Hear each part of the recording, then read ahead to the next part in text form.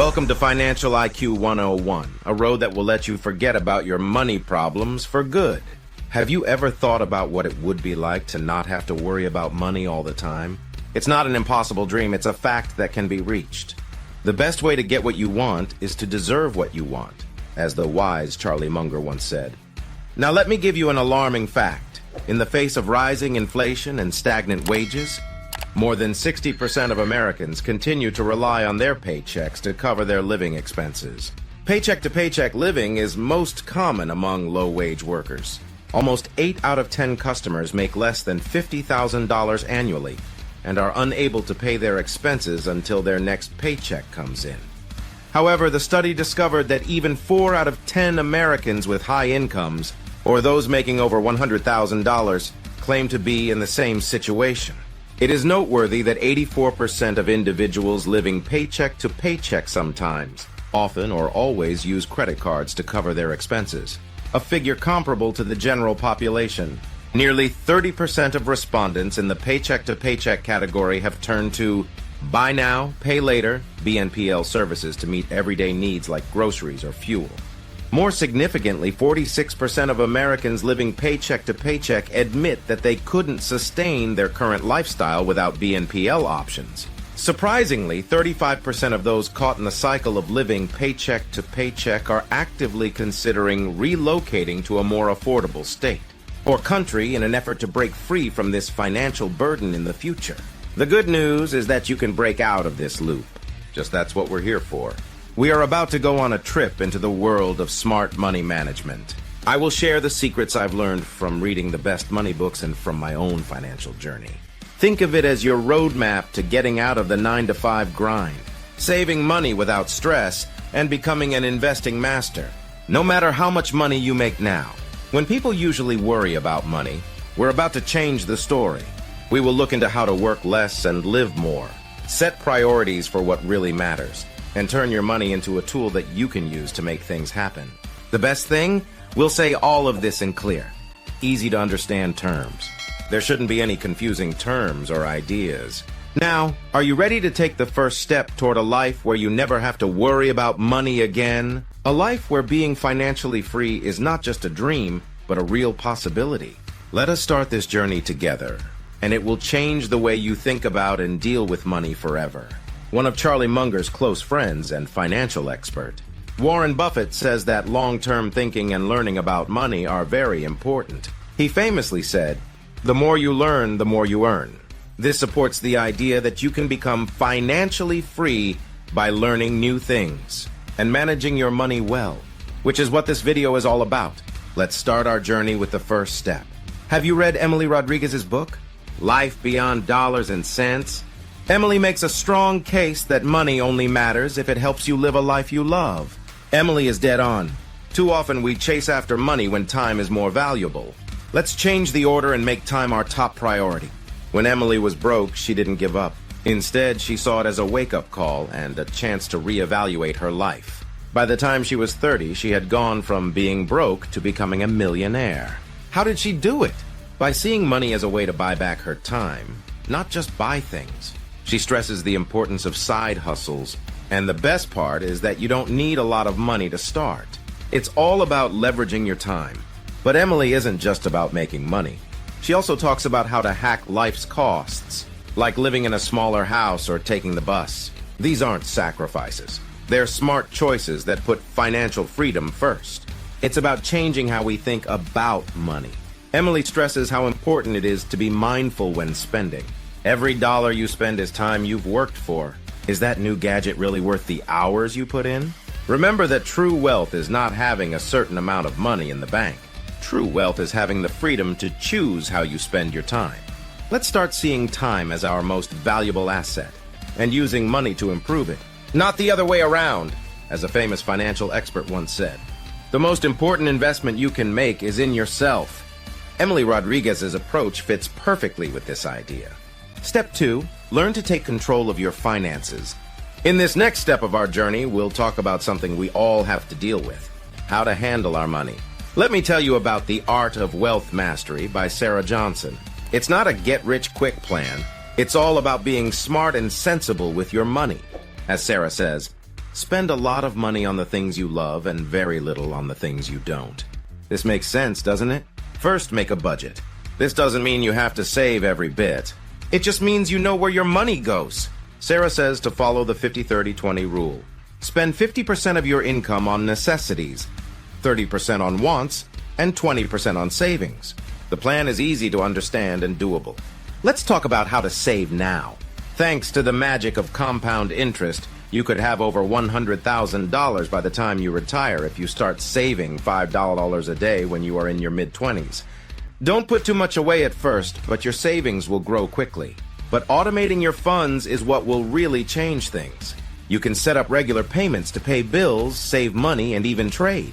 Your financial plan will then work itself out, making sure you always move toward your financial goals. Now be smart about how you use credit cards. Sarah really believes that credit cards can be used to your advantage to get perks and other benefits. But there is one important thing you need to do every month.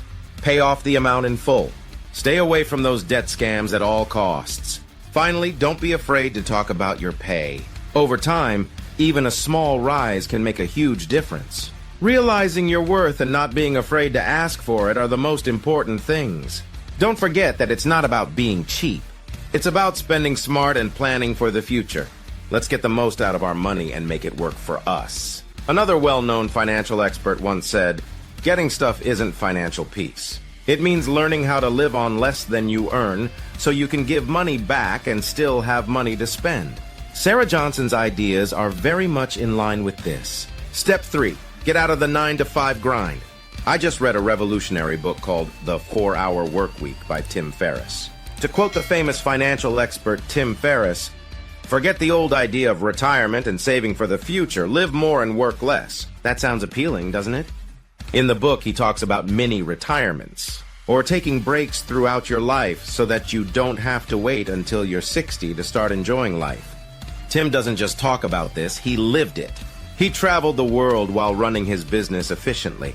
Just think about that for a moment. The key to this way of life is automation and delegation. It's all about working smarter, not harder. For example, Tim only checked his email once a day, which gave him more time for the things he loves. The best part is that we can do the same, even if we have a traditional 9-to-5 job. Think about ways to automate your tasks. This way of doing things gives you more time to do more important things. Tim put these ideas to the test while he was traveling and learning the tango in Argentina. It's not about being idle. It's about being able to choose what you work on and when. Isn't that a freeing thought?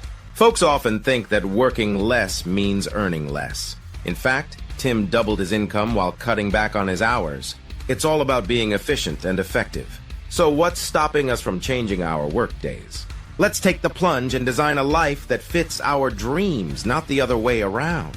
As another wise person once said, "The key to wealth is not how much you earn, but how much you keep a..." Step 4. Simplifying your approach to investing.